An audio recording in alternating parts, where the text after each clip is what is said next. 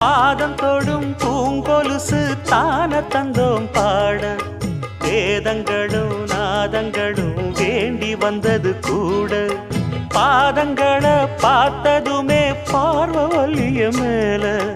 வேதனைகளை மாத்திடும் அவ விரிஞ்ச செண்பகச் சோல பூத்ததையா பூவு அது கையழகு தூக்குதையா வாசம் அது மெய்யழகு நான் வந்தேன் வாழ்த்தி பாட நல்லத சொன்னே ராகத்தோடு கண்டே சீத போல கண்டதும் நின்னே சிலைய போல